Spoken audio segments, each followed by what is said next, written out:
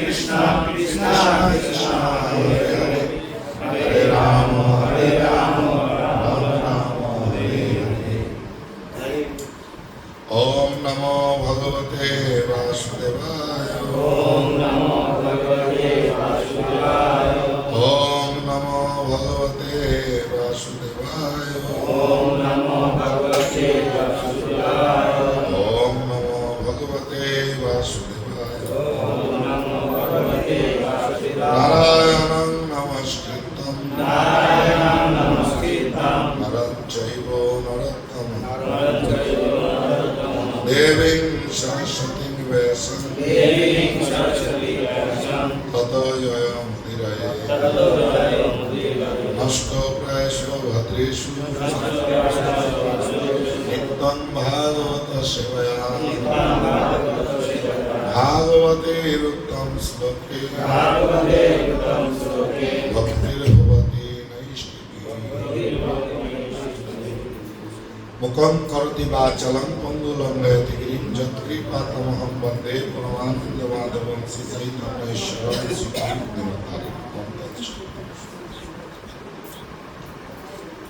সমবেত সমুপস্থিত ধামবাসী ভক্তবৃন্দ, উপস্থিত ভক্ত সজ্জন মণ্ডলী, আপনাদের শ্রী চরণ কমলে আমার সশ্রদ্ধ প্রণাম নিবেদন করে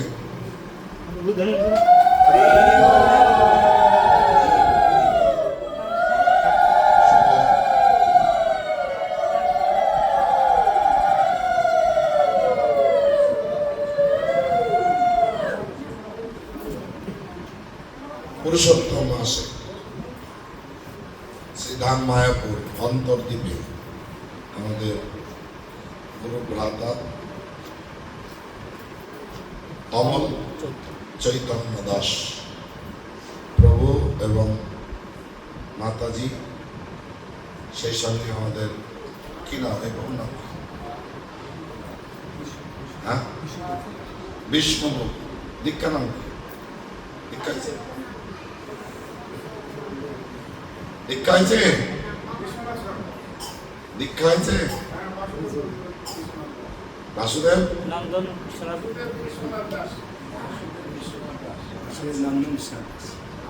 ওনারা যৌথভাবে গৃহ নির্মাণ করেছে। এই গৃহে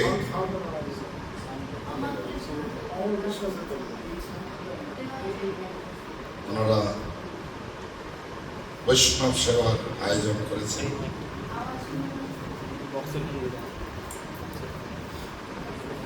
কি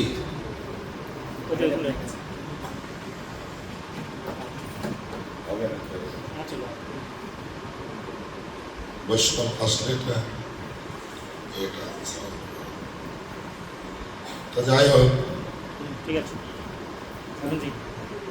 মাইক্রোফোনটা কেন রাখবেন?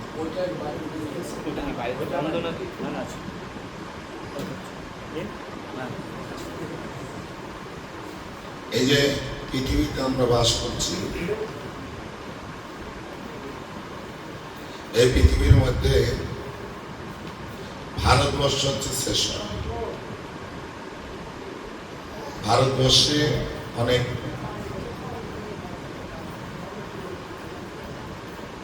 রাজ্য আছে, তার মধ্যে হচ্ছে পশ্চিমবাংলা শ্রেষ্ঠ।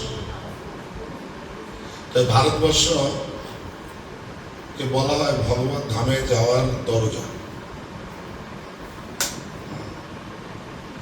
আর পরমেশ্বর ভগবান তিনি যতবার এই ভূমণ্ডলে অবতীর্ণ হয়েছেন, তিনি ভারতবর্ষেই অবতীর্ণ হয়েছেন, অন্য কোনো জায়গায় তিনি আবির্ভূত হননি। তো ভগবান তিনি যে এই ধরাধামে অবতীর্ণ হয়েছেন, তিনি করুণা প্রদান করেছেন জগতে।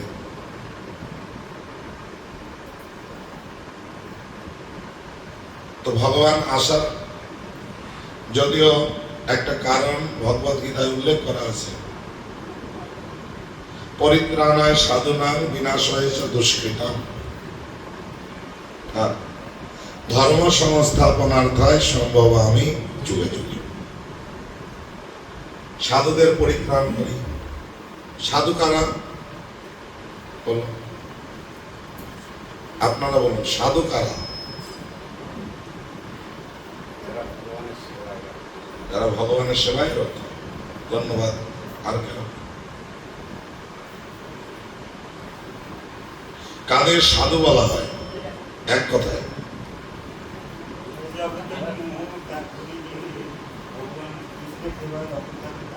সাধু বলা হয়। আচ্ছা, যিনি ভগবানের নির্দেশ পালন করেন, এক কথা।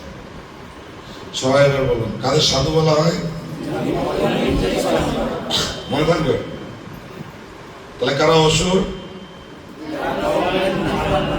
নির্দেশ পালন করে তারা অসুর।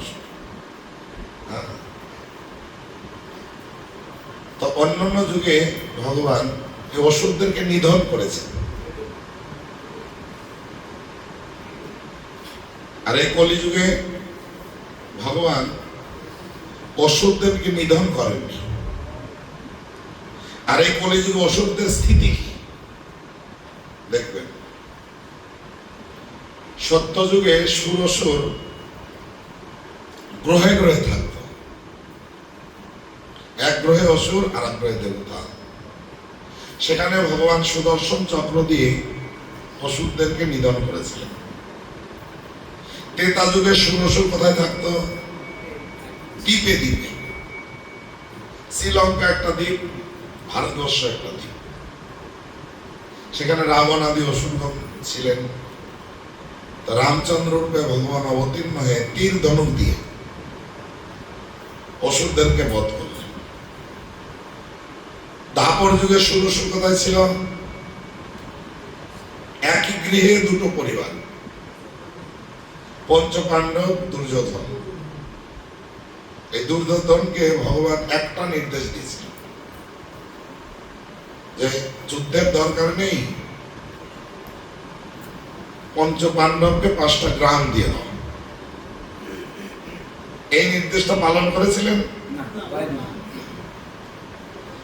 এবং দুর্যোধনের মাধ্যমে কুরুক্ষেত্রের যুদ্ধের আয়োজন করে অনেক অসুর নিধন করলেন। তিনি স্বয়ং নিজেও অনেক অসুর নিধন করেছেন, আবার কুরুক্ষেত্রের যুদ্ধের আয়োজন করে অনেক অসুর নিধন করেছেন। এই কলিযুগের সুর অসুর কোথায়? একই জীবের মধ্যে সুর অসুর বিরাজ করছে। তাই দেখবেন আমরা যদি নিজে নিজে ভাবি, যদি আমরা ভক্তি জীবন যাপন করছি, দেখবেন কখনো কখনো ভগবানের নির্দেশ পালন করতে ইচ্ছা করে, কখনো কখনো করে না। করে আর না, কোনটা বেশি? নিজে নিজে উপলব্ধি করে বলুন। নাটা বেশি। না, আমার দিক থেকে আমি বিচার করে দেখছি নাটাই বেশি। হ্যাঁ। তো এখন এই কলিযুগে ভগবান অবতীর্ণ হয়ে যদি অসুর নিধন করতে চান, কি করতে হবে জানেন? একটা প্রবাদ বাক্য আছে, কচু কাটা। বোঝেন কচু কাটা? বোঝেন না? মানে কচুর বাগান থাকলে ওটা একদিক থেকে কেটে পরিষ্কার করতে হবে। এটাকে বলা হয় কচু কাটা। তো ভগবান এই কলিযুগে যদি অবতীর্ণ হয়ে অসুর নিধন করতে চান, তাহলে কাউকে বাদ পড়বে না। হ্যাঁ, ভগবান আবির্ভূত হলেন, অস্ত্র নিয়ে আসলেন, কিন্তু প্রাণে কাউকে বধ করলেন না। তাই চৈতন্য চরিতামৃতে বর্ণনা করা হয়েছে, রাম আদি অবতারে ক্রোধে নানা অস্ত্র ধরে অসুরেরে করিল সংহার। এবে প্রভু প্রকাশিলা প্রাণে কারণ আমারিলা চিত্ত শুদ্ধি করিল সবার। তিনি এমন অস্ত্র নিয়ে আসলেন, এই অস্ত্র সূক্ষ্ম, জীবের হৃদয়ে প্রবেশ করে জীবের হৃদয়ের আসরিক চেতনাকে ধ্বংস করলেন। হ্যাঁ, তাই ভগবানের যত অবতার আছে, সমস্ত অবতারের মধ্যে মহাপ্রভু হচ্ছে করুণার অবতার। মহাপ্রভুর মতো করুণা জগতে ভগবান অন্য কোনো অবতারে প্রদান করেননি। হ্যাঁ, একদিক থেকে তো তিনি অসুর বধ করলেন না, এটা তো একটা দিক আছেই। আবার অন্যান্য যুগে ভগবানের আরাধনা করলে বড়জোর কদাচিৎ কিছু কিছু ভক্ত মুক্তি পেতেন। আর এই কলিযুগে মহাপ্রভু আরাধনার যে পন্থা দিলেন, মহাপ্রভুর এই শিক্ষা অনুসারে যেরকম ভগবানের কেউ আরাধনা করবেন, কৃষ্ণ প্রেম লাভ করবেন। মুক্তি হচ্ছে চতুর্বর্গ: ধর্ম, অর্থ, কাম, মোক্ষ। আর এই কৃষ্ণ প্রেম হচ্ছে পঞ্চম পুরুষার্থ। পঞ্চম পুরুষার্থ কৃষ্ণ প্রেম, যে প্রেম লাভ করবার জন্য ব্রহ্মাদি দেবতাগণ তারা এই ভূমণ্ডলে মনুষ্য দেহ লাভ করবার জন্য, বিশেষ করে এই কলিযুগে তারা তপস্যা করছেন। বা এই কলিযুগে মনুষ্য দেহ পেয়ে যারা কৃষ্ণ ভক্তি অনুশীলন করছেন, তাদের গুণমহিমা তারা দেবতারা একসঙ্গে বসে কীর্তন করছেন। আবার তার মধ্যেও এই যে কলিযুগ, এটা একটা বিশেষ কলিযুগ। ব্রহ্মার একদিনে 1000 বার কলিযুগ আসে। শুধু 1000 কলিযুগ নয়, এইরকম সত্য, ত্রেতা, দাপর, কলি, এই 4টা যুগই 1000 বার করে আসে। হ্যাঁ, ব্রহ্মার একদিনে। এটা বোঝাটা একটু কঠিন আছে। হ্যাঁ, সব কলিযুগে হরিনাম থাকে। অন্যান্য কলিযুগেও হরিনামের আরাধনা করলে মুক্তি পাওয়া যাবে। শুধুমাত্র বর্তমান কলিযুগে এই কৃষ্ণ নামের মধ্যে প্রেম মহাপ্রভু দান করেছেন।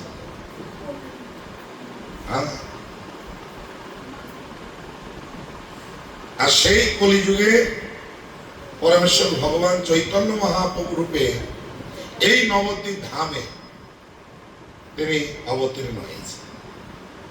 এই জন্য এই নবদ্বীপ ধাম ব্রহ্মাণ্ডের মধ্যে শ্রেষ্ঠ। আবার এই নবদ্বীপের মধ্যে অনেক গ্রাম আছে, 9টা দ্বীপ আছে। 9টা দ্বীপ কাদের কাদের মুখস্থ আছে বলুন?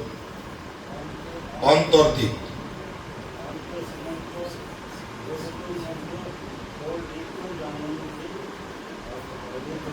আচ্ছা, মোটামুটি অন্তবন্ত, সীমান্ত। সবাই বলুন, আমার পরে পরে সবাই বলুন। এই 9টা দ্বীপ সবাইকে মুখস্থ করতে হবে। অন্তর্দ্বীপ, সীমান্ত দ্বীপ, গদ্রম দ্বীপ, মধ্যদ্বীপ, কুলদ্বীপ, ঋতুদ্বীপ, জন্মদ্বীপ, মদদ্রম দ্বীপ, রুদ্রদ্বীপ। এই 9টা দ্বীপ। এক একজন একটা করে বলুন দেখি। প্রথমটা কি? অন্তর্দ্বীপ। দ্বিতীয়টা সীমান্ত দ্বীপ। তৃতীয়টা গদ্রম দ্বীপ। চতুর্থটা মধ্যদ্বীপ। পঞ্চমটা কুলদ্বীপ। ষষ্ঠ ঋতুদ্বীপ। তারপরে হচ্ছে জন্মদ্বীপ। 8 মদদ্রম। মামগাছি ওটা হচ্ছে মদদ্রম দ্বীপ। আর জামনগর আছে না, জন্মদ্বীপ। ওই জন্মদ্বীপ অনুসারে জায়গার নাম হচ্ছে জামনগর। আর হচ্ছে রুদ্রদ্বীপ, রুদ্রপাড়া। হ্যাঁ, ওটা হচ্ছে রুদ্রদ্বীপ। এই হচ্ছে 9টা দ্বীপ। এই 9টা দ্বীপের মধ্যে অন্তর্দ্বীপ হচ্ছে শ্রেষ্ঠ। অন্তর্দ্বীপের মধ্যে আবার অনেক গ্রাম আছে, তার মধ্যে মায়াপুর গ্রাম হচ্ছে শ্রেষ্ঠ। হ্যাঁ? নবদ্বীপের অন্তর্দ্বীপ মায়াপুর গ্রাম তথায় জন্মিল চৈতন্য ভগবান, আর সেই অন্তর্দ্বীপে আপনারা বসবাস করছেন। হ্যাঁ? তাহলে আপনারা কত সৌভাগ্যবান। আর আপনাদের কাছে মহাপ্রভুর কথা বলা মানে মায়ের কাছে মাসির গল্প করা। হ্যাঁ, তাই না? হ্যাঁ কি না? তা আপনাদের ভাগ্যের সীমা নেই। আপনাদের যে ভাগ্য, ব্রহ্মাদি দেবতাগণ তারা একসঙ্গে বসে গুণমহিমা কীর্তন করছেন। হ্যাঁ? তো সেই মহাপ্রভু এই কলিযুগে তিনি ব্রহ্মার দুর্লভ কৃষ্ণ প্রেম তিনি দান করলেন। আর এই কৃষ্ণ প্রেম আমরা জানি চৈতন্য মহাপ্রভু, আপনারা অনেকে জানেন, নরোত্তম দাস ঠাকুরের জন্য রেখে গিয়েছিলেন। জানেন তো কোথায়? পদ্মা নদী। শুধু কিন্তু পদ্মা নদীতে নরোত্তম দাস ঠাকুরের জন্য কৃষ্ণ প্রেম রেখে যায়নি মহাপ্রভু, আপনাদের সবার জন্য মহাপ্রভু, আমাদের সবার জন্য মহাপ্রভু কৃষ্ণ প্রেম রেখে গিয়েছে। কোথায়? পদ্মা নদীতে, মায়াপুরে হরিনামের মধ্যে।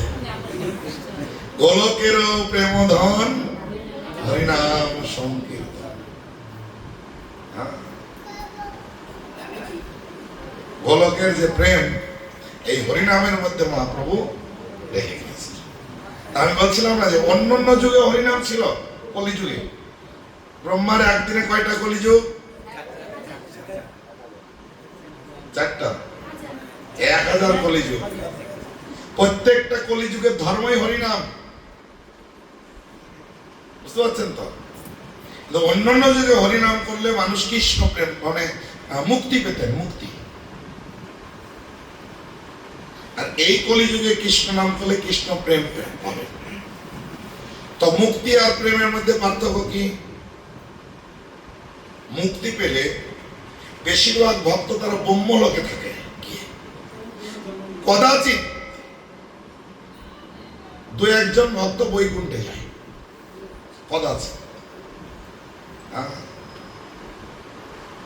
মনুষ্যানাং সহস্রেষু কশ্চিৎ যততি সিদ্ধয়ে যততাম অপি সিদ্ধানাং কশ্চিন মাং ব্যক্তি তত্ত্বতঃ।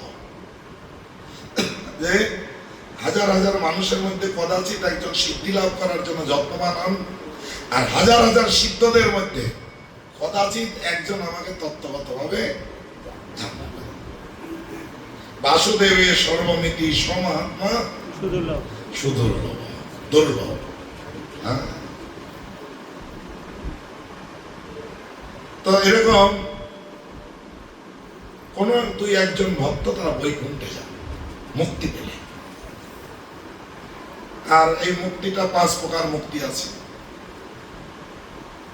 কারা কারা জানেন 5 প্রকার মুক্তি কি কি?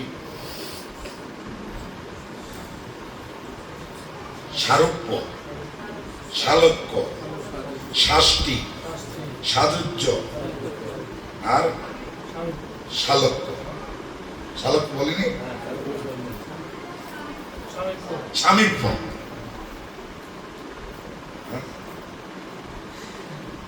সারূপ্য মানে ভগবানের মতো রূপ প্রাপ্ত হওয়া, বুঝতে পারছেন? আর শালক্য মানে ভগবানের লোকে বাস করা।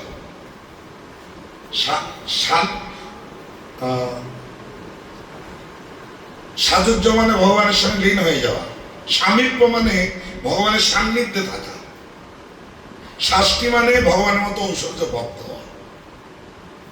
আচ্ছা, আপনাদের ধরুন ভগবান আপনাদের কাছে এসে এই 5টা মুক্তির কোন একটা মুক্তি দিতে চাইল,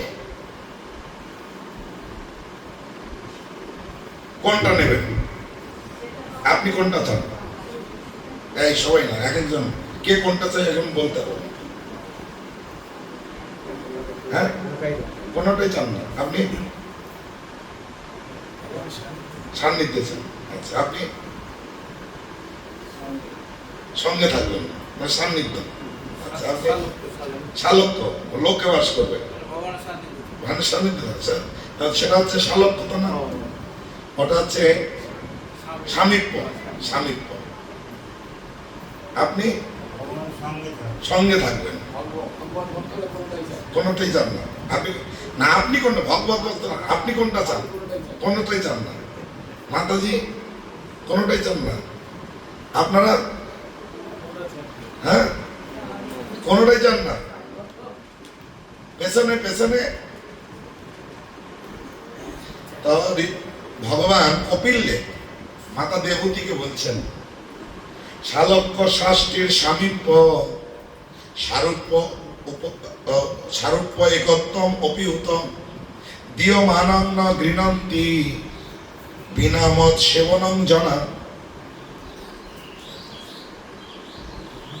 এই 5 প্রকার মুক্তি যদি আমার ভক্তকে আমি দিতে চাই, দীয়মানং ন গৃণন্তি, গ্রহণ করে না, বিনা মত সেবনং জনা, আমার সেবা ছাড়া ভক্তরা কিছু আমার কাছে চায় না। বুঝতে পারছেন? এই জন্য এই যে বৈকুণ্ঠ, বৈকুণ্ঠ মুক্তি পেলে, এগুলো পেলে যে সাজুজ্য ভগবানের সাথে লীন হয়ে যাবে। তাছাড়া অন্যান্য 4টা মুক্তি পেলে বৈকুণ্ঠ যাবে। আর কৃষ্ণ প্রেম পেলে গোলক বৃন্দাবনে যাওয়া যাবে। গোলক বৃন্দাবন আর বৈকুণ্ঠের মধ্যে পার্থক্য কি? গোলক বৃন্দাবন হচ্ছে ভগবানের বাড়ি, আর বৈকুণ্ঠ হচ্ছে ভগবানের অফিস। বৈকুণ্ঠ গেলে ভগবানের সঙ্গে যে বিনিময় হবে অফিসিয়াল, অফিসিয়াল। আর গোলক বৃন্দাবনে ভগবানের সঙ্গে বিনিময় হবে বাড়ির মতো। উদাহরণ দিয়েছেন প্রভুপাদ, কোর্টের একটা জজ কোর্ট থেকে বাড়ি এসছে, আর ওর নাতি ছিল, লাফ দিয়ে ঘাড়ে উঠেছে। ওটা বলছে, দাদু একটু ঘোরাঘোরা চালাও। এবার দাদু কি করবে? ঘোরাঘোরা চড়াবে না বলবে এই নাম আমি কোর্টের জজ? কি করবে বলো? আর ওই দাদু যখন এরকম কোর্টে গিয়ে চেয়ারে বসবে, ওই নাতি কাছে যে ঘাড়ে ওঠা তো দূরের কথা, কাছে যেতে পারবে? দাদু বলতে পারবে? স্যার বলবে ওখান থেকে, ওকে স্যার বলে সম্বোধন করতে হবে। বুঝতে পারছেন? এই জন্য ব্রহ্মসংহিতা একটা শ্লোক আছে, শত সহস্র লক্ষ্মী সম্ভ্রম সেব্যমানম। এই যে লক্ষ্মী দেবী, সহস্র সহস্র লক্ষ্মী আছে, নারায়ণের সেবা করছে বৈকুণ্ঠে। কিভাবে? সম্ভ্রম। সম্ভ্রম কথার অর্থ কি? ভয় সহকারে, হৃদয়ে একটা হ্যাঁ কি না অপরাধ হয়ে যাবে, কি প্রভু রেগে যাবে, ইত্যাদি ইত্যাদি, সম্ভ্রম। আর গোলক বৃন্দাবনে যখন ভক্তরা ভগবানের সেবা করেন, যেমন আমরা দেখতে পাই ভগবান কৃষ্ণ তিনি সেই বৃন্দাবন ধাম এই জগতে নিয়ে আবির্ভূত হলেন। তো তিনি লীলা করছেন তার ভক্তদের নিয়ে, তো সখাদের নিয়ে, তাদের সাক্ষরসের ভক্ত, তাদেরকে নিয়ে খেলা করছেন, গেম খেলছেন। 2টো পার্টি, একটা কৃষ্ণের পার্টি, একটা বলরামের পার্টি। চুক্তি হচ্ছে যারা হারবে কাঁধে চড়াবে, আর যারা জিতবে ওরা কাঁধে চড়বে। এবার প্রথমবার কৃষ্ণের পার্টি জিতে গেছে, জিতে গিয়ে এবার কৃষ্ণের পার্টি খুব করে অপোজিট পার্টিকে কাঁধে খুব চড়েছে, খুব। এবার পরের বার আবার খেলা শুরু হয়েছে, খেলা শেষ, কৃষ্ণের পার্টি হেরে গেছে। এখন সব মানে সখারা কাঁধে চড়বে, কৃষ্ণ আর খুঁজে পাচ্ছে না। উদাও, আরে কৃষ্ণ কোথায় গেল? তো খুঁজতে খুঁজতে গিয়ে দেখছে একটা গাছের নিচে একদম বাবু দিয়ে আভিজাত্যপূর্ণ ভাবে বসে আছে।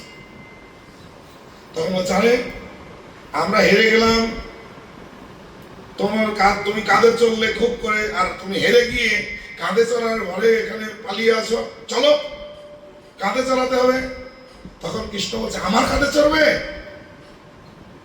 মানে এমন ভাবে বলছে যেন কৃষ্ণ একটা বিশাল কিছু একটা ব্যক্তি। বলছে, তোমার কাঁধে চড়বো মানে কি? তুমি কে যে তোমার কাঁধে চড়বো? বলে, কেন? আমি স্বয়ং ভগবান। বলুন, এই যে কৃষ্ণ যে স্বয়ং ভগবান, মিথ্যা বলেছে না সত্যি বলেছে? তো সখারা বলছে, ও কাঁধে চড়ানোর ভয় এখন ভগবান হয়ে গেছে। তুমি ভগবান হও, আমাদের আপত্তি নেই, আগে কাঁধে চড়াও, তারপরে তুমি ভগবান হও। এ হচ্ছে গোলক বৃন্দাবনের বিনিময়, যে কৃষ্ণ ভগবান, কিন্তু ভক্তদের মধ্যে সেই জ্ঞান ভয় নেই। হ্যাঁ হ্যাঁ হ্যাঁ হ্যাঁ হ্যাঁ, এটা হচ্ছে বাড়ির বিনিময়। সেই সুযোগটা একমাত্র দান করেছেন কে? চৈতন্য মহাপ্রভু। এই কলিযুগে এই কৃষ্ণ নামের মাধ্যমে যখন কেউ ভগবানের আরাধনা করবেন, তারা গোলক বৃন্দাবনে যাবেন, গিয়ে ভগবানের সঙ্গে এই বিনিময়ে তারা যোগদান করবেন। হ্যাঁ, আর এই যে মায়াপুর ধাম, বৃন্দাবন ধাম অভিন্ন। হ্যাঁ, এই নবদ্বীপ ধাম, এটা হচ্ছে গুপ্ত বৃন্দাবন। এই নবদ্বীপ ধাম, এটা রাধারানী কৃষ্ণের প্রীতির জন্য তিনি তৈরি করেছেন। তো গোলক বৃন্দাবনের দুটো প্রকোষ্ঠ, একটা বৃন্দাবন ধাম আর একটা হচ্ছে শ্বেতদ্বীপ নবদ্বীপ ধাম। এই নবদ্বীপ ধামের এক নাম হচ্ছে শ্বেতদ্বীপ, যেখানে মহাপ্রভু সবসময় নিত্য বিরাজমান হয়ে তিনি ঔদার্য লীলা সম্পাদন করেন, সংকীর্তনের লীলা সম্পাদন করেন। হ্যাঁ, তো এই জগন্নাথ দাস বাবাজি মহারাজ, তিনি বৃন্দাবনে অনেক দিন ভজন করার পরে বলছে, আমি আর এই বৃন্দাবনে থাকবো না, আমি নবদ্বীপে চলে যাব। হ্যাঁ, কেন? সবাই তো বৃন্দাবনে আসার চিন্তা করে, আপনি আবার বৃন্দাবন ছেড়ে নবদ্বীপে কেন যাবেন? বলছে, না, এই বৃন্দাবন খুব কঠিন, এখানে অপরাধ করলে ক্ষমা নেই। দেখো, আমার কৃষ্ণ কিছু একটু ত্রুটি করেছে, মা যশোদা লাঠি নিয়ে তাড়া করেছে, তাকে ধরে বেঁধে রেখেছে, ক্ষমা নেই। আর চৈতন্য মহাপ্রভু তিনি কত কিছু করেছেন, কিন্তু সচিমা কখনো তাকে, সেখানে ক্ষমা আছে। মহাপ্রভু তিনি ক্ষমা করে দিয়েছেন। তাই নবদ্বীপ ধামটা অত্যন্ত গুরুত্বপূর্ণ ধাম। তো অনেক ভক্তরা নবদ্বীপ ধামের স্বরূপ উপলব্ধি করতে পারেন না, তারা বৃন্দাবন ধাম ভালো, কিন্তু ওখানে অনেক অপরাধ বিচার রয়েছে। হ্যাঁ, অপরাধ বিচার। এই জন্য এই নবদ্বীপ ধামে মহাপ্রভু তিনি যখন সন্ন্যাস নিয়ে চলে গেলেন, নবদ্বীপ ধামে মহাপ্রভু থাকাকালীন লক্ষ লক্ষ ভক্তের সমাবেশ ছিল।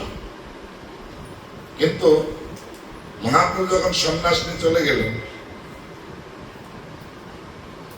তারপরে ভক্তরা মহাপ্রভুর বিরহে নবদ্বীপ ধাম পরিত্যাগ করে একে একে বিভিন্ন জায়গায় সবাই চলে গেলেন।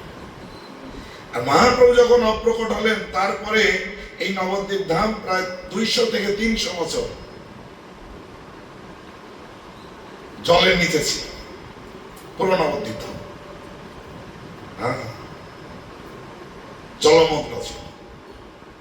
তাই মহাপ্রভুর আবির্ভাব স্থান অন্তর্ধান হয়ে গেল। তো পরবর্তীকালে আমাদের সপ্তম গোস্বামী সচ্চিদানন্দ ছিল ভক্তিবিনোদ ঠাকুর, এই ভক্তিবিনোদ ঠাকুরকে বলা হয় সপ্তম গোস্বামী। তিনিও ইচ্ছা প্রকাশ করেছিলেন বৃন্দাবন ধামে যাওয়ার জন্য। তিনি যখন বৃন্দাবনে ধামে যাচ্ছেন তখন তো গাড়ি ঘোড়ার সেরকম ব্যবস্থা ছিল না, তো নৌকায় হেঁটে বা গরুর গাড়ি এই ধরনের কিছু ব্যবস্থা। তো যেতে যেতে তারকেশ্বরে গিয়ে তিনি রাত্রে যাপন করেছিলেন। তারকনাথ ভক্তিবিনোদ ঠাকুরকে স্বপ্ন আদেশ করলেন, আরে ভক্তিবিনোদ, তুমি এই গুপ্ত বৃন্দাবন ধাম পরিত্যাগ করে কোথায় তুমি বৃন্দাবন ধামে যাচ্ছ? তুমি ফিরে যাও, তোমার অনেক কাজ আছে, এই গুপ্ত বৃন্দাবন ধামকে প্রকাশ করো। তিনি সেই তারকনাথের নির্দেশে তিনি পুনরায় আবার এই নবদ্বীপ ধামে ফিরে আসেন। এসে এই মহাপ্রভুর আবির্ভাব স্থানকে তিনি প্রকাশ করেন জগন্নাথ দাস বাবাজি মহারাজের মাধ্যমে। তো এই নবদ্বীপ ধাম বা মহাপ্রভুর আবির্ভাব স্থান কোনটি সেটা বুঝতে পারতেন না। তো ভক্তিবিনোদ ঠাকুর যখন ওই সুরভি কুঞ্জে তিনি তার ছাদে হরিনাম জপ করতেন, এরকম একটা জ্যোতি দেখতে পেতেন প্রতিদিন। তার পুত্র বিমলা প্রসাদ সেটা দেখতে পেতেন। তখন তিনি সেই জায়গা নির্ণয় করবার জন্য ওখান থেকে তিনি এখানে আসেন। এসে খুঁজতে খুঁজতে দেখেন এই যোগপীঠ সবচেয়ে উঁচু জায়গা, আর ওখানে শুধু তুলসী বাগান, আর জায়গাটা মুসলমানদের দখলে ছিল। তখন জিজ্ঞাসা করলেন, আপনারা তো মুসলমান, আপনারা তো এইসব তুলসী বৃক্ষ রোপণ করেন না বা পছন্দ করেন না, এখানে এত তুলসী কেন?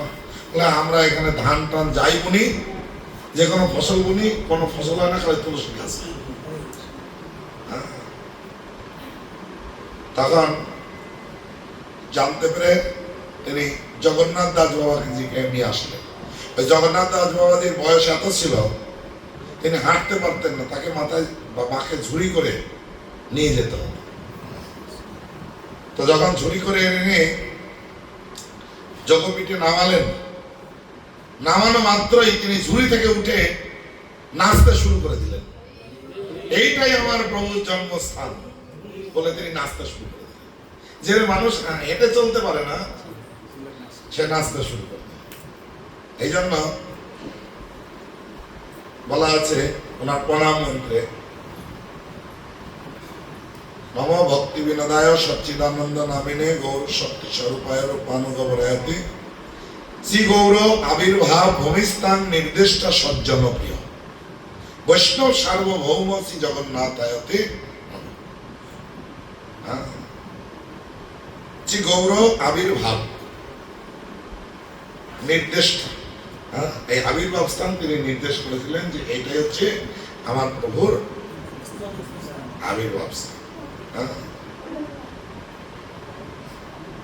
এইভাবে মহাপ্রভু তিনি এই নবদ্বীপ ধামের এই অন্তর্দ্বীপে, এই অন্তর্দ্বীপ বা এই নবদ্বীপ ধামকে একটা পদ্ম ফুলের সঙ্গে তুলনা করা হয়।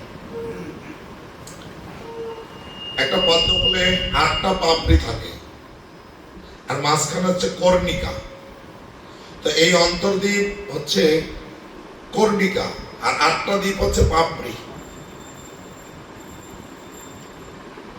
আমরা যে ভগবত ভক্তি করি, এই ভক্তির 9টা অঙ্গ আছে। এক একটা দ্বীপ এক একটা অঙ্গের পাদপীঠ। এই অন্তর্দ্বীপ হচ্ছে আত্মনিবেদনৈক্য।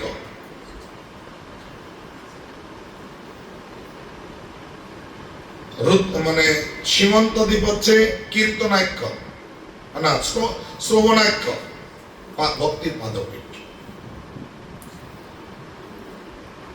গদ্রম দ্বীপ হচ্ছে কীর্তনাক্ষ পাদপীঠ। এরকম এক একটা দ্বীপ এক একটা ভক্তির পাদপীঠ। তা এই নবদ্বীপ ধাম পরিক্রমা করলে একই সঙ্গে ভক্তির নববিধা ভক্তির অঙ্গের যাজনা হয় একই সঙ্গে। তো সচ্চিদানন্দ ছিল ভক্তিবিনোদ ঠাকুর, তিনি একটা ভবিষ্যৎবাণী করেছিলেন, আহা সেই দিন কবে হবে, সারা পৃথিবীর মানুষ, সাদা কালো বর্ণের মানুষ একত্রিত হয়ে জয় সচিনন্দন জয় সচিনন্দন কীর্তন করে ভ্রাতৃত্ববোধে একে অপরকে আলিঙ্গন করবে। ভক্তিবিনোদ ঠাকুরের সেই ভবিষ্যৎবাণী সার্থক হয়েছে আন্তর্জাতিক কৃষ্ণ ভাবনামৃত সংঘ ইসকনের মাধ্যমে, যে সারা পৃথিবীর মানুষ এই নবদ্বীপ ধাম পরিক্রমা করে তারা মহামিলনে একত্রিত হয়ে জয় সচিনন্দন কীর্তন করে ভ্রাতৃত্ববোধে একে অপরের সঙ্গে আলিঙ্গন করছে। যাই হোক, এটা খুবই গুরুত্বপূর্ণ। আমাদের আচার্যগণ তারা এইভাবে মহাপ্রভুর এই প্রেম ভক্তি যাতে জগতের মানুষ লাভ করে তাদের মনুষ্য জীবনকে সার্থক করতে পারে। যে মহাপ্রভু এসেছিলেন তার মুখ্য উদ্দেশ্য কি ছিল? বৈরাগ্য বিদ্যা নিজ ভক্তি যোগম শিক্ষার্থম একম পুরাণ পুরুষ শ্রীকৃষ্ণ চৈতন্য শরীর ধারে কৃপম বুদ্ধিস্তমহম প্রপদ্যে। বৈরাগ্য বিদ্যা নিজ ভক্তি যোগম শিক্ষার্থম একম পুরাণ পুরুষ, সেই পুরাণ পুরুষ শ্রীকৃষ্ণ চৈতন্য শরীরধারী, শ্রীকৃষ্ণ চৈতন্য রূপ ধারণ করে আসলেন কৃপা করবার জন্য। বৈরাগ্য বিদ্যা, মহাপ্রভু বৈরাগ্য বিদ্যা শিক্ষা দিলেন। বৈরাগ্য মানে কি? হরে কৃষ্ণ। বৈরাগ্য মানে কি? ভগবানের সঙ্গে যুক্ত হওয়া, পরিত্যাগ করা।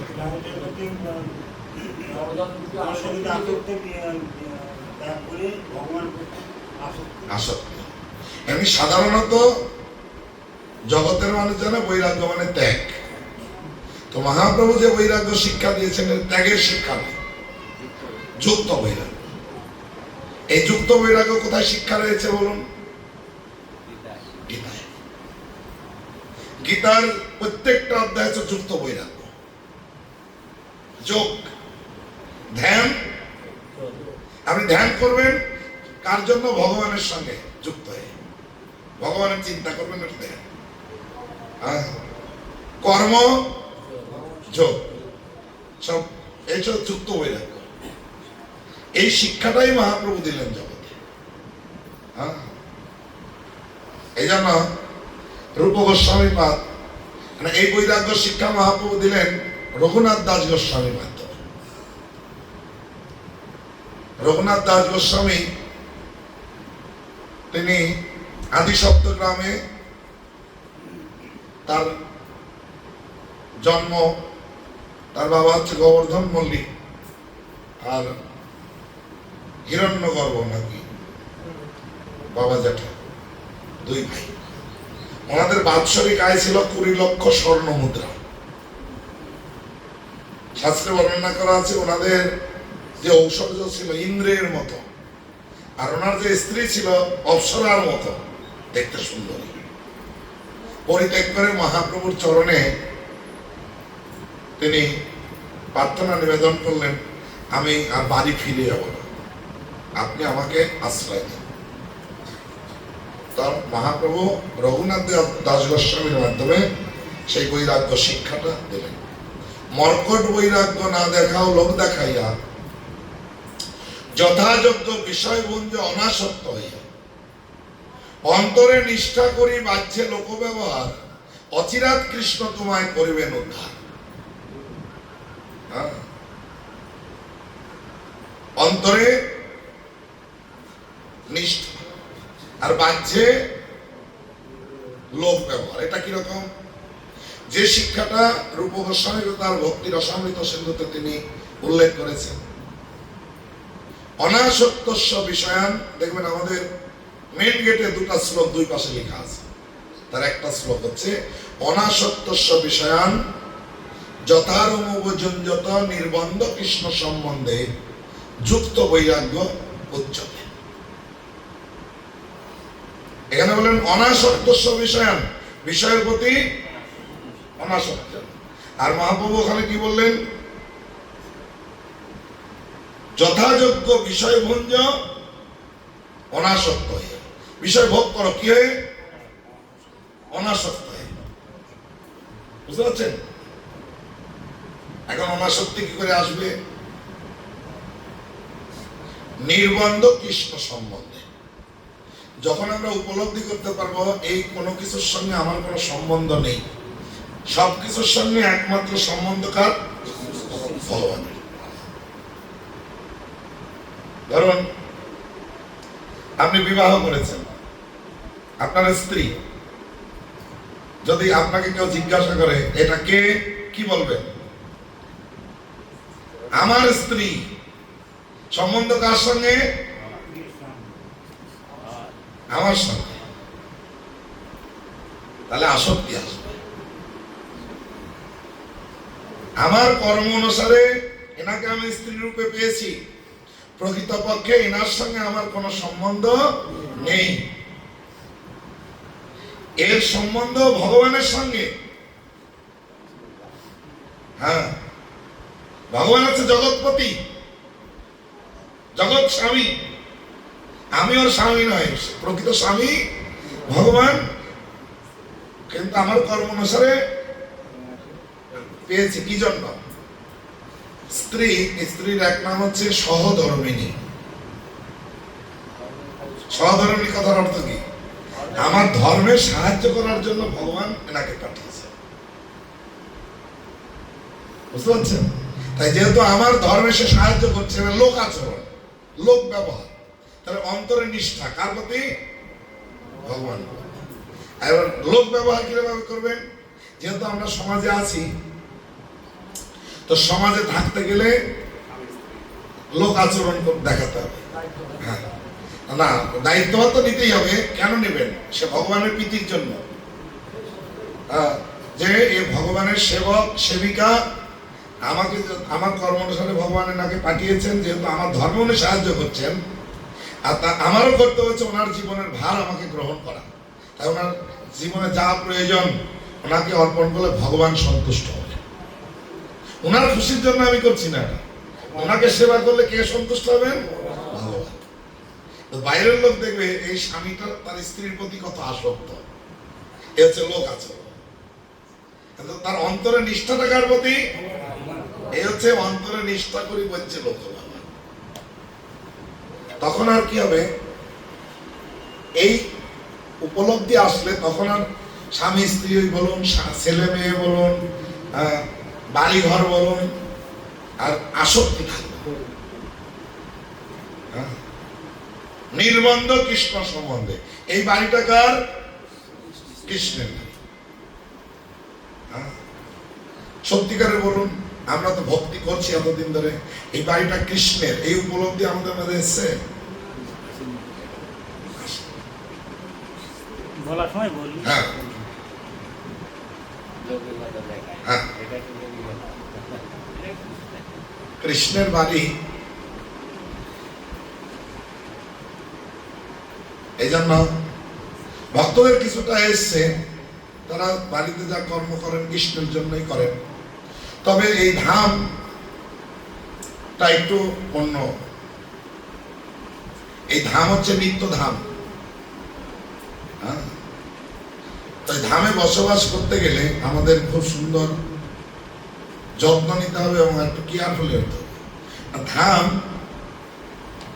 বাস করলে যে ধামে বাস হয় তা নয়, কিন্তু ধাম ভগবান তার যোগমায়ার দ্বারা আচ্ছন্ন করে রাখেন। সবাই ধামের স্বরূপ দর্শন করতে পারে না, উপলব্ধি করতে পারে না। তাই দেখবেন ভক্তিবিনোদ ঠাকুর একটা ভজন লিখেছেন, বিষয় ছাড়িয়া কবে শুদ্ধ হবে মন, কবে হাম হেরিব শ্রী বৃন্দাবন। হেরিব মানে কি? দর্শন। এখন আমরা তো ধামে আসলাম, ধামের স্বরূপ আমরা দর্শন করতে পারি না বিষয় দর্শন করি? বলুন, বিষয় দর্শন। হ্যাঁ, বাড়ির কথা ভাবি খালি শুধু। কত বড় দোকান, কত টাকা বিক্রি হচ্ছে। একটা বড় যদি এরকম দোকান দিতে পারতাম তাহলে কত টাকা, মনে মনে এরকম income। আমার তো মাঝে মাঝে এরকম হয়। হ্যাঁ, কত টাকা ইনকাম করছে এরা, এইরকম একটা দোকান দিয়ে বসলে তো কত টাকা। হ্যাঁ, তাহলে আমি কি দর্শন করলাম? ধাম দর্শন। এই জন্য ধামে বাস, যদিও প্রভুপাদ তিনি উল্লেখ করেছেন এই মায়াপুর ধামে 50,000 লোকের বসবাস হবে। প্রভুপাদ বলেছেন এটা হবে। কিন্তু আমরা যে যারা বাস করছি, ধামে বাস করলে যে আমাদের ধামে বাস হবে এটা নয়। গুরু মহারাজ একটা ক্লাসে বলছিলেন, যারা বাড়িতে আছে তারা সবসময় চিন্তা করছে যে ধামে ওরা আছে, কত সুন্দর বসবাস করছে, কত ভক্তি, তাহলে ও ধামে বাস করছে। বাড়িতে থাকলেও ধামে বাস করছে। আর ধরুন যারা ধামে এসে বাড়িঘর করেছে, করার পরে বাড়ির যে সমস্ত বিষয় বৈভব ছেড়ে এখানে এসে দেখা গেল ভক্তের সঙ্গে একটু ঝগড়া হলো। ওখানে বাড়ির পাশে ভক্ত ছিল না, ঝগড়াঝাটি সেরকম ছিল না, তাই না? বাইরের লোক ঝগড়া মানে একটু মার দিয়েছে, ওটা চিন্তা করতো না। আর এখানে এসে ভক্তদের সঙ্গে ঝগড়াঝাটি হলো বা একটু হয়তো অভাব অনটনে পড়লো, তখন মনে মনে চিন্তা করলো বাড়িতে আমার এত কিছু ছিল, ফেলে তুই এখানে আসাটা ভুলই হয়ে গেল। এরকম অনেক সময় হয় না মনে, হ্যাঁ কি না? তাহলে আপনি ধামে বসে কোন চিন্তা করছেন? বিষয়ের চিন্তা করছেন। তাহলে ধামের বাস হচ্ছে না, বাড়িতেই বাস হচ্ছে। হ্যাঁ, এই জন্য ধামে বাস করতে গেলে আমাদের বিষয়ের আসক্তি থেকে আমাদেরকে মুক্ত হতে হবে। হ্যাঁ,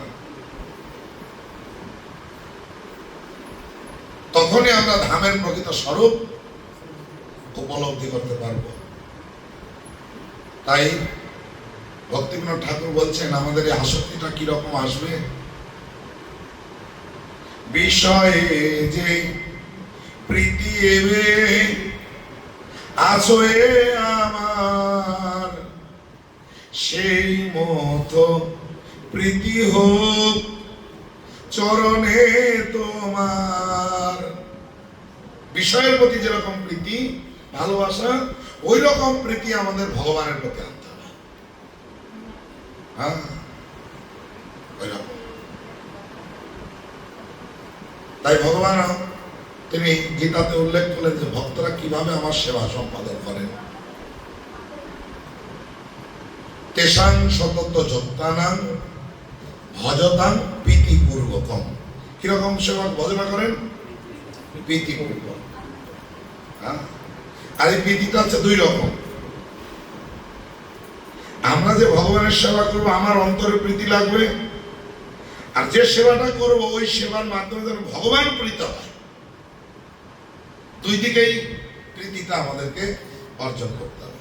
আমি যে সেবা করব আমাকে কি দিয়ে সেবা করতে হবে? প্রীতি দিয়ে। হ্যাঁ, আর এই যে আমরা হরিনাম করছি, হরিনামের উদ্দেশ্য কি? হরিনামের মাধ্যমে আমরা সেবা প্রার্থনা করছি। হে কৃষ্ণ, হে রাধারানী, আপনাদের সেবায় আমাকে যুক্ত করুন। সেবা প্রার্থনা হচ্ছে। এখন যদি সেবা আসে, সেবা আসলে কি, ধরুন সেবা প্রার্থনা করলাম কৃষ্ণ আমার জন্য, কোনোভাবে সেবা একটা পাঠিয়ে দিলেন, সে কৃষ্ণ ডাইরেক্ট আসুক, তার ভক্তদের মধ্যে দিয়ে আসুক। হ্যাঁ, এটা একটু আগে দিতে হবে।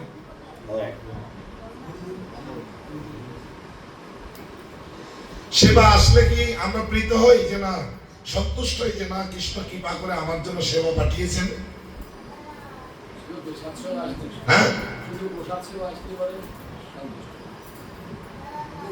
অন্য কোন সেবা আসলে এ আবার একটা বহু ঝামেলা বাঁধে, হ্যাঁ কি না?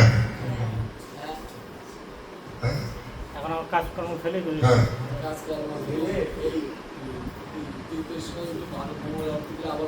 এই সেবাটা কি আমার, আমি পারি না? তো যাই হোক, যে কোনো সেবাই আমরা যে করব আমাদের প্রীতি সহকারে সেবাটা করতে হবে, তাহলে সেই সেবার বেনিফিট আমরা পাবো। আর ওই সেবার মাধ্যমে যাতে কৃষ্ণ প্রীত হয়, কৃষ্ণ সন্তুষ্ট। আর এই সেবাটা কিরকম হবে? অনুকূল ভাবে,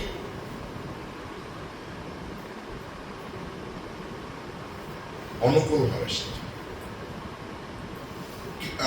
ভক্তি অনুকূল ভাব কার্যের স্বীকার, ভক্তি প্রতিকূল ভাব বর্জন অঙ্গীকার। এই যে ভক্তি, ভক্তি মানে কি? হরে কৃষ্ণ। ভক্তি মানে কি? প্রেম। ভক্তি মানে কি? সেবা। ভক্তি মানে সেবা। যারা বলুন, ভক্তি মানে সেবা। সেবা মানে কি? সেব্যের সন্তুষ্টি বিধান, তাই না? এখন চামর মুষ্টিক কৃষ্ণকে ঘুষি দিচ্ছে, গদা মারছে, কৃষ্ণ হাসছে। তাহলে কৃষ্ণ গদা খেয়ে খুশি। আর যশোদা মা লাঠি দিয়ে তাড়াচ্ছে, কৃষ্ণ হাসছে, দৌড়াচ্ছে, ভয় পাচ্ছে, কান্না করছে, হ্যাঁ কিনা? কোনটা ভক্তি তাহলে? কৃষ্ণ ভক্তি মানে কৃষ্ণের প্রীতি।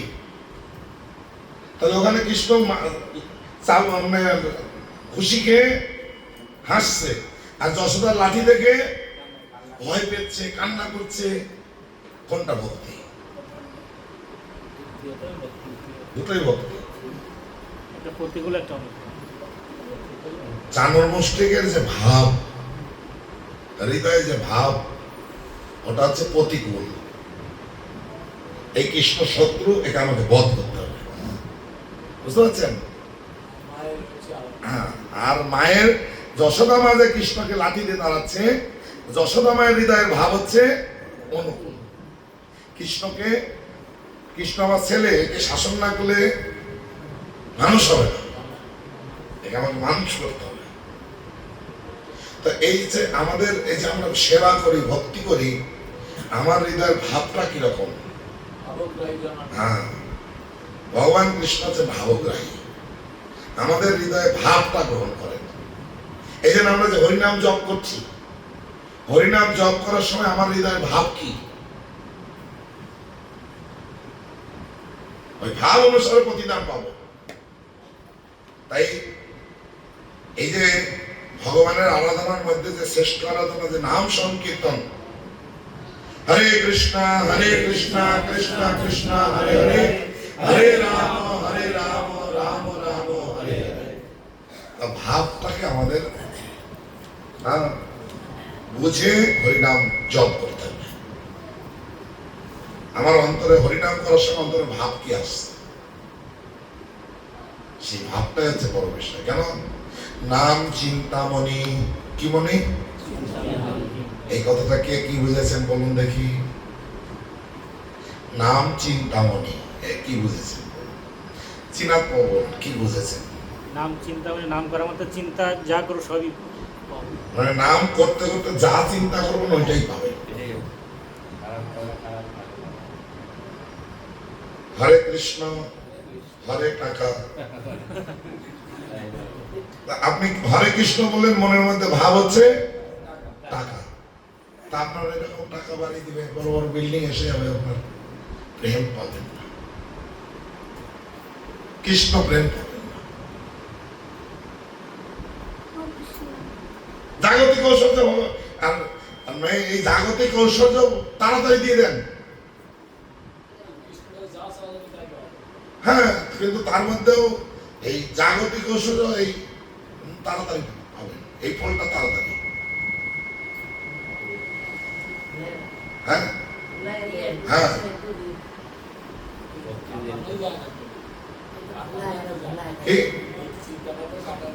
হ্যাঁ, সেটাই তো আমাদের, সেই জন্যই তো খুব সাবধানতার সহিত আমাদেরকে হরিভজন, হ্যাঁ, যাতে শুদ্ধ ভাবনা, শুদ্ধ বাসনা নিয়ে আমরা কৃষ্ণ সেবা মানে হরিনাম জপ করতে পারি, যাতে আমাদের ধামে আসার যে মূল লক্ষ্য, এখানে সাধু সঙ্গ করব, শুদ্ধ ভক্ত হব, ভালো ভক্তি করব, হ্যাঁ কি না? তাই জন্যই তো আমরা ধামে এসেছি, না কি জন্য এসেছি? ধামে বাড়ি বানিয়েছি কেন বলুন? যদিও যাদের বাড়িতে এসেছি তারা কেউ নাই এখানে, আছে দুইজন ব্যক্তি, না ওইটা ঠিক নেই। যারা আছেন। ভক্তি সিদ্ধান্ত সরস্বতী ঠাকুর বলছে, যার গৃহে বৈষ্ণবরা আসবে, যখন বৈষ্ণবরা হরিকথা বলবে, যদি ওই গৃহের লোক যদি হরিকথা না শুনে, ওই বাড়ি খাওয়া যাবে না,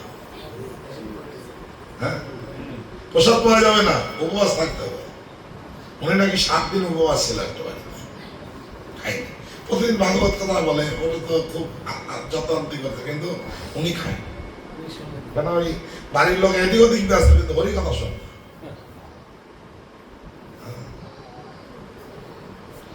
তো যাই হোক, তো যারা ধামে বাস করবো আমরা, আমাদের কর্তব্য হচ্ছে যাতে ধামের প্রকৃত স্বরূপ আমরা উপলব্ধি করতে পারি, বিষয় আসক্তি থেকে আমরা মুক্ত হতে পারি। ধামের উদ্দেশ্য হচ্ছে ভজন কুটির নির্মাণ করা। ধামে আমি এমন একটা জায়গা করবো যেখানে আমি ভজন করতে পারবো, হ্যাঁ, কিন্তু সেটা কতটা উদ্দেশ্য হচ্ছে পূরণ আমি জানি না। হ্যাঁ, যে আমি সত্যিকারে ধামে এসে ভালো করে ভজন করতে পারি, এই মনোভাব কি আমাদের থাকছে নাকি?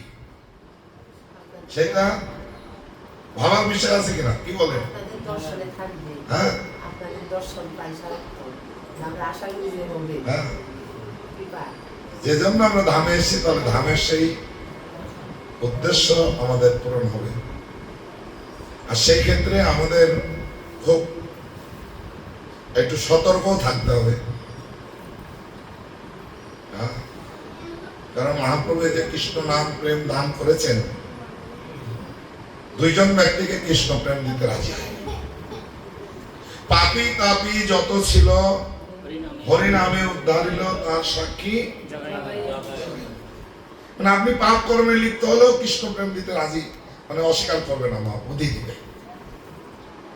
যদি মহাপ্রভুর কাছে গিয়ে প্রতিজ্ঞা করেন, বা মহাপ্রভু প্রতিনিধির কাছে প্রতিজ্ঞা করেন যে আমি যা পাপ করেছি, আমি এখন প্রতিজ্ঞা করছি এরপর আর কোনো পাপ কর্ম পেয়ে যাবে। কিন্তু হ্যাঁ,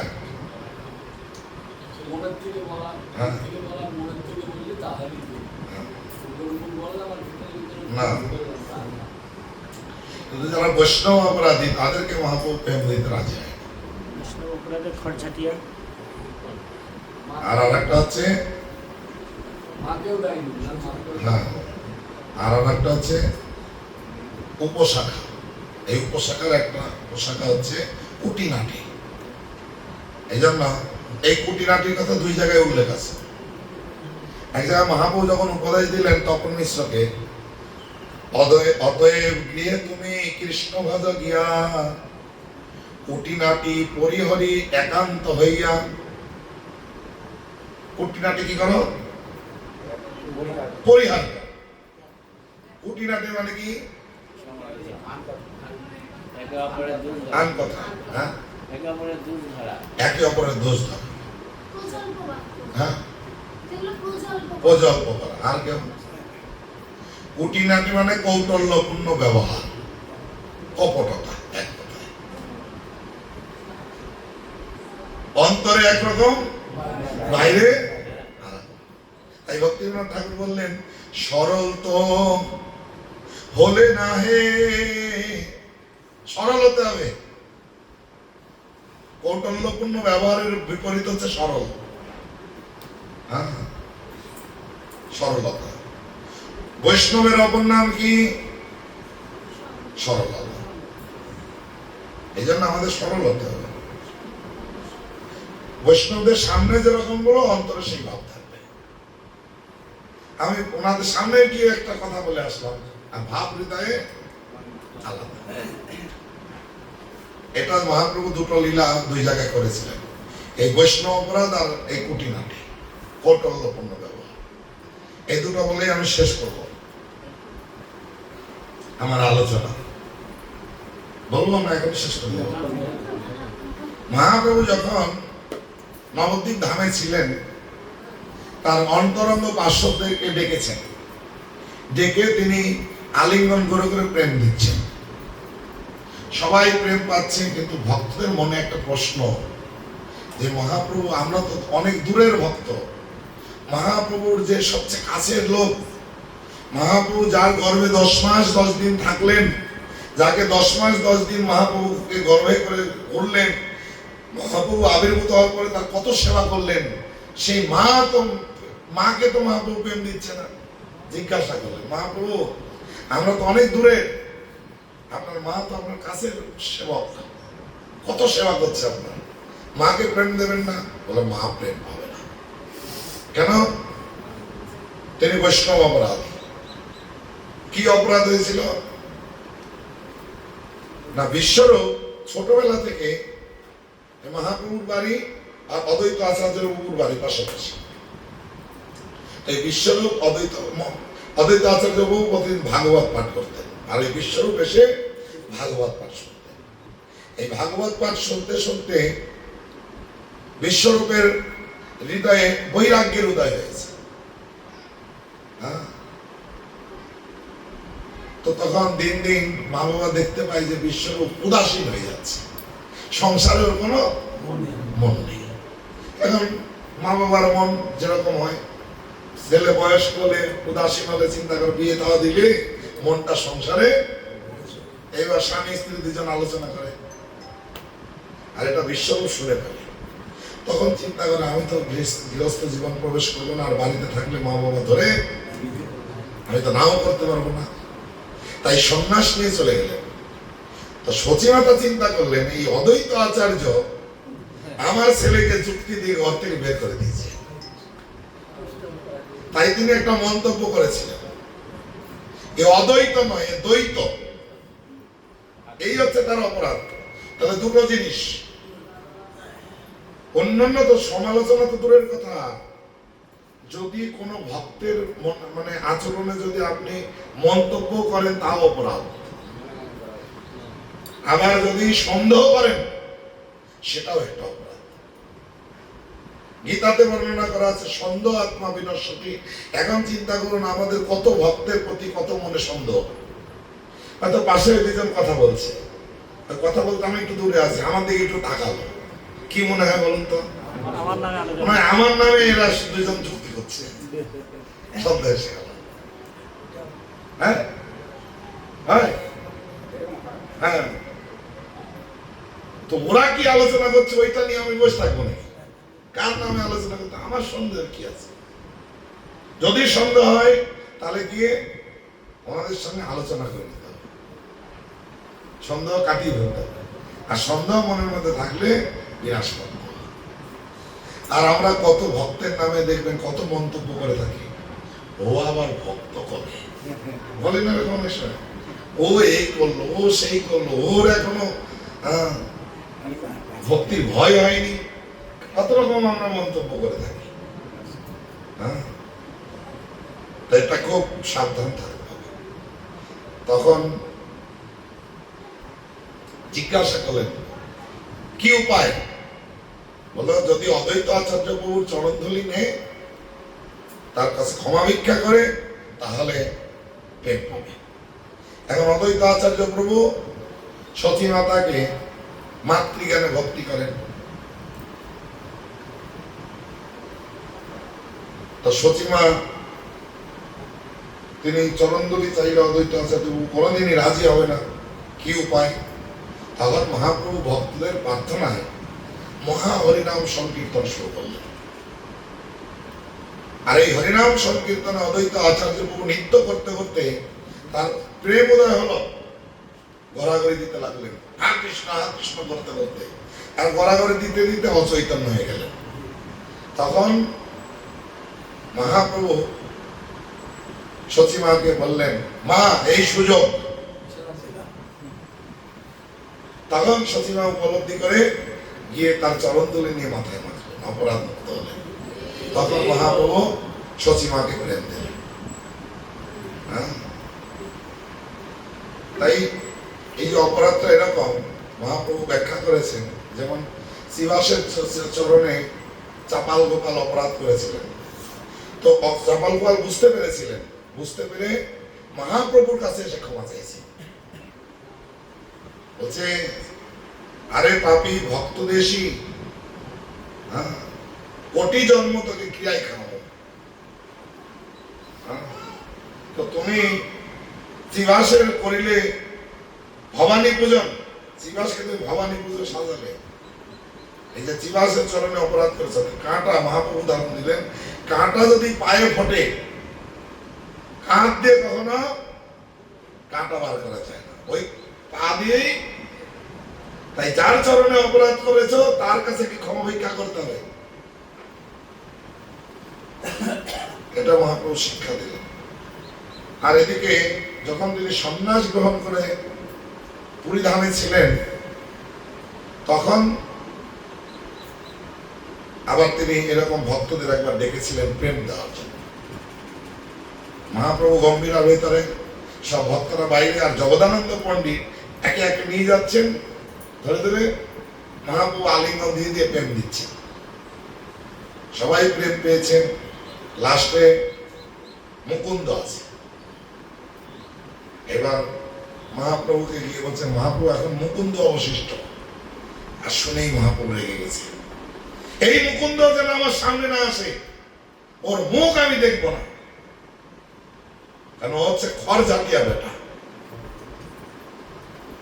হ্যাঁ, মানে খড় জাতীয় বেটা মানে ও আমার সামনে আসলে আমার প্রশংসায় পঞ্চমুখ, আর আমার বাইরে গেলে আমার মুখে ঝাঁটা মারে। এ হচ্ছে খড় জাতীয়, মানে এতে মহাপ্রভুর সামনে একরকম ভাব, বাইরে আর এক রকম ভাব। এটা হচ্ছে কুটিনাটি। তো প্রেম পাবে না। তখন মুকুন্দ গিয়ে, জগদানন্দ পণ্ডিত মুকুন্দকে কি বলে দিয়েছে, মহাপ্রভু তোমার কথা শুনে লেগে গেছে, তুমি প্রেম পাবে না। তখন মুকুন্দ বলছে, তুমি একটু অনুরোধ করছি, মহাপ্রভুর কাছে একটু যাও, গিয়ে বলো, মুকুন্দ কোনোদিন না কোনোদিন আপনার কৃপা পাবে, তো কবে আপনার কৃপা পাবে, শুধু এইটুকু জানিয়ে দেবে। বলছে মহাপ্রভু, মুকুন্দ এসে বলছে, না, জগদানন্দ পণ্ডিত এসে বলছে, মহাপ্রভু, মুকুন্দ জানতে চাইছে আপনি কোনো না কোন দিন তো মুকুন্দকে কৃপা করবেন, কবে? শুনে বলছে, 1 কোটি জীবন লাগবে, 1 কোটি জীবন পরে আমার কৃপা পাবে, যাও। হ্যাঁ, তো বলছে মহাপ্রভু তোমাকে 1 কোটি জীবন পরে কৃপা করবে, 1 কোটি জীবন লাগবে তোমার মহাপ্রভুর কৃপা পেতে। শুনে মুকুন্দ নাচতে শুরু করে দিয়েছে যে আমি নিশ্চিত 1 কোটি জীবন পরে হলেও মহাপ্রভুর কৃপা আমি পাবো। যখন মুকুন্দ বলে দিয়ে, জগদানন্দ পণ্ডিত বলে দিয়ে আবার মহাপ্রভুর কাছে এসছেন, তখন মহাপ্রভু জিজ্ঞাসা করছে, বলেছে হ্যাঁ, কি করলো? না, মহাপ্রভু নাচতে শুরু করে দিল। আপনার প্রতি তার দৃঢ় বিশ্বাস যে 1 কোটি জীবন পরে হলেও আপনি ওনার পক্ষে কৃপা করবেন। নাচতে শুরু করে দিয়েছে। তখন মহাপ্রভু বললেন, ওর 1 কোটি জীবন সমাপ্ত হয়ে গেছে, ডেকে নিয়ে আসো। তখন আবার নিয়ে এসে তিনি প্রেম দিয়ে দিলেন। তো এখানে মূল হচ্ছে যে এই মুকুন্দের মাধ্যমে মহাপ্রভু আমাদের শিক্ষা দিলেন যে আমরা যেন অন্তরে আর বাইরে একরকম। বিশ্বাসটা একটা দিক আছে, আর আমরা যেন আমাদের ভাব, হৃদয়ের ভাবটা অন্তর আর বাহির সরল। এইভাবে মহাপ্রভু তিনি তার ভক্তদেরকে কৃষ্ণ প্রেম দান করলেন। তাই আমাদের বৈষ্ণব অপরাধ মুক্ত হয়ে সরলভাবে ভগবত ভক্তি জীবন করে, সরলভাবে বলতে আমাদের গৌরাঙ্গ প্রেম স্বামী মহারাজ একটা বলছিলেন, যারা গৃহস্থ তারা সরলভাবে অনায়াসে ছল কপটতা না করে যতটুকু উপার্জন করবে ততটুকু নিয়ে সন্তুষ্ট থেকে সামান্য হলেও খেয়ে জীবন ধারণ করে হরিভজন করবে। যে যেন আমাদের আহামরি একটা আকাঙ্ক্ষা এরকম নয়।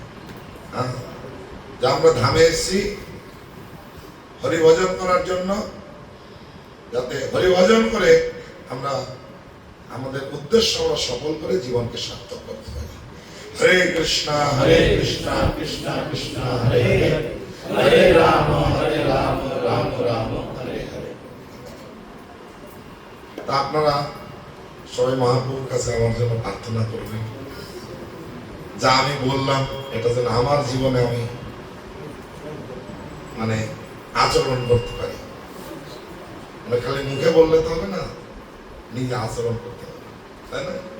আমি যা বলেছি আপনাদের জন্য বলিনি, আমার পরিবর্তনের জন্য আমি বলেছি। না, আপনাদের সবাই পরিবর্তন। হরে কৃষ্ণ। বাচ্চা কল্পতর বৈশ্বরী সিন্ধু ভয়ে মচাপতি এখন কি হবে? হ্যাঁ,